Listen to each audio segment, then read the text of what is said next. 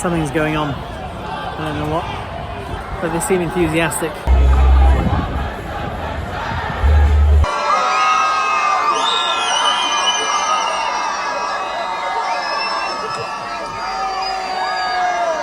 It's been 2 years since I began my journey to see if I could use emerging AI tools to get my feature film made. I've gone as far as I could get with text to video and image to video. After 2 years now, there's one very clear conclusion that I've arrived at. I'm only going to be able to make this movie with video to video. Let me show you why. If you've been watching this channel, you'll know I have a wish list, an AI filmmaking wish list. And these are all of the features that I need AI to provide in order for me to have the control that I need to create continuity between scenes. There's a whole bunch of things that text to video and image to video just won't give me the control over, and video to video will give me that in almost every case. So this wish list that I have, video to video, is coming really close to ticking every box. That means that I now have to turn a corner because I've got to find a team. That means I've got to find actors. That means I've got to find a location, a studio. So today I've come down to London to meet with a production company to explore the viability of establishing the beginnings of a small AI production team, specifically focusing on video to video. All right, I'm back home. It went really well. Watch this space. I'm still on a quest to find a location and find people to collaborate with. But onto the real reason for this video. I want to show you a couple of examples of video to video. One from Luma and one from Runway. Let me show you an example clip that I've been using for a couple of years now. It's from several years ago. An actress friend of mine, Danny, she and I, we filmed a short scene from my screenplay together. And this is just one 10-second clip from that scene.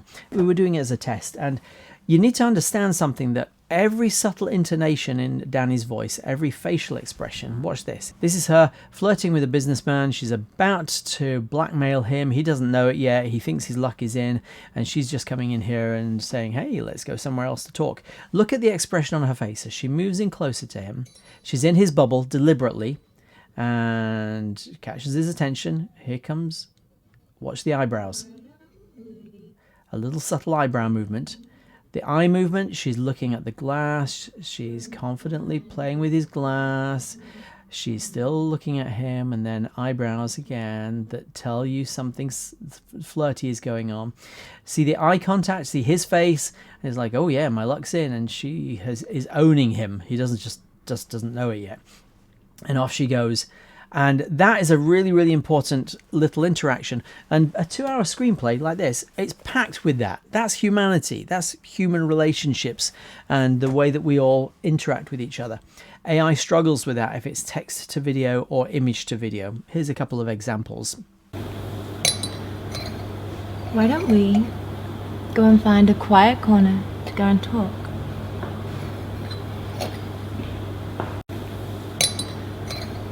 Why don't we go and find a quiet corner to go and talk?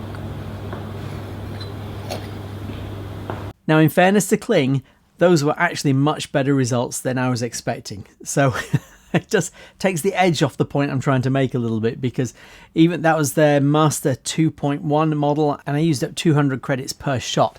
So it was a lot, but with the lip sync coming from Kling as well, that actually was really good. The problem is continuity still, and you still don't have the subtlety of control over the direction of the characters. But when you're trying to create a narrative where all the shots connecting matter in order to tell the story, in order to maintain the flow, still, despite how good those are, video to video still gives you far more control than just image to video or text to video. Let me show you some examples. First, these are the examples of where things were a year and a half ago, 2 years ago. So in that time, I've played around with several video to video options.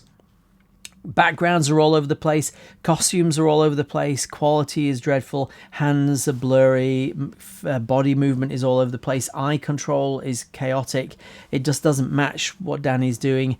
Never mind the fact that lip sync still isn't there. We're getting there though.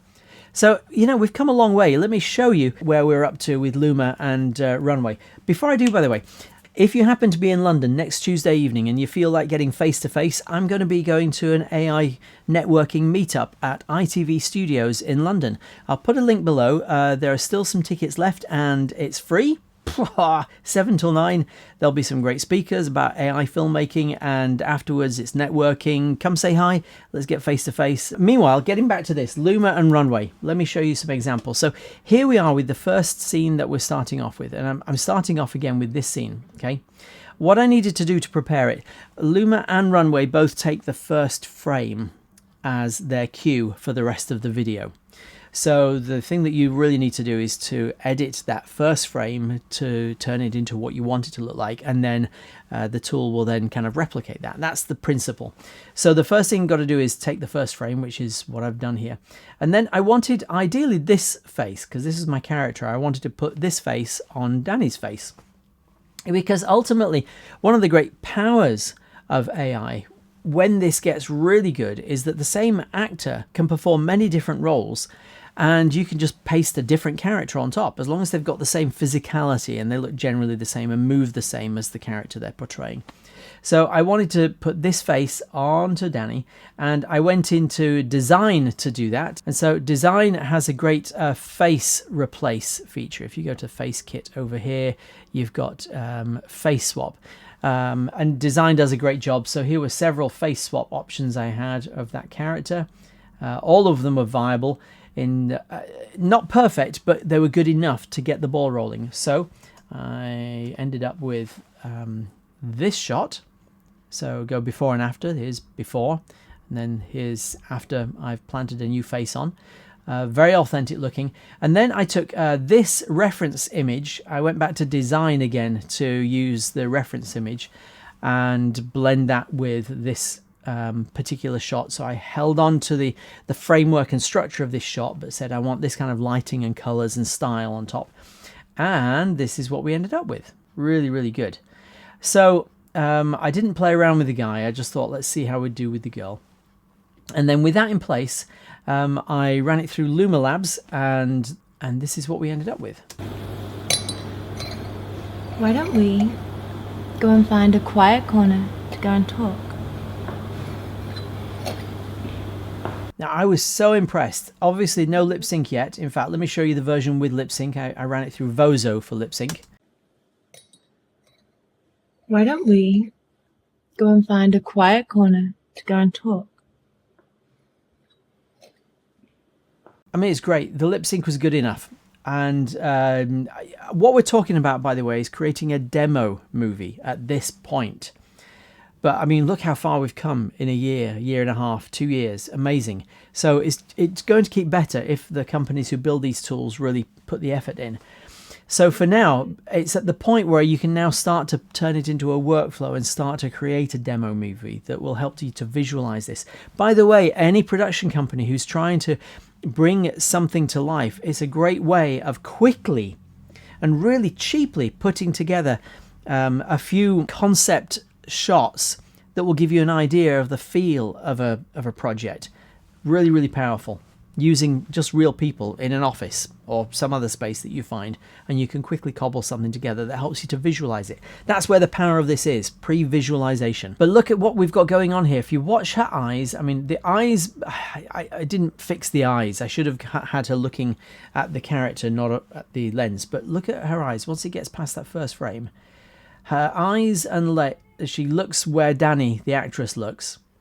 And her hands, you know, we've almost got the eyebrow movement. Almost. But then you see she's looking down where she's supposed to be looking up. Her fingers and her hand have more structural accuracy than any of the previous video-to-video tools that I've used. Just fantastic. And so look, see the eyebrows there? It picks up the eyebrow movement. This is really important because facial expressions, a whole story is told through a face. You look at this whole scene here. Okay, once you've established the location, it doesn't matter anymore. You've seen it once, you know where they are, that's fine. Once you've seen the costumes, you know what they're wearing, you've got it. But everything that changes in the scene, the rest of the story unfolds through people's faces and through their body language and other gestures. So the actual story is being told kind of in this zone here and this zone here, not everything else over here. So it's so important that this and this is picked up and replicated. But it's very, very impressive where this is going.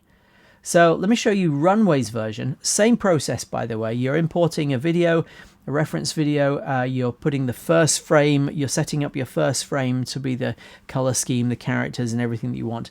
And the tool will do its best to plant that skin on top of everything else. And this was Runway's with... in fact, I'll show you. This was Runway's without lip sync. Why don't we go and find a quiet corner to go and talk? I love what we've got going on here. Of course, you've got the problem is there's this extra glass here in her hand, which appears out of nowhere. You know, she kind of comes along and see where her hand is picking up the glass. It's magically appearing out of nowhere, and then she's got it in her hand. And so it's not perfect. The other thing is, if you look at the character's nose here, Danny, our actress, is a beautiful girl with a different shaped nose to the character that I created.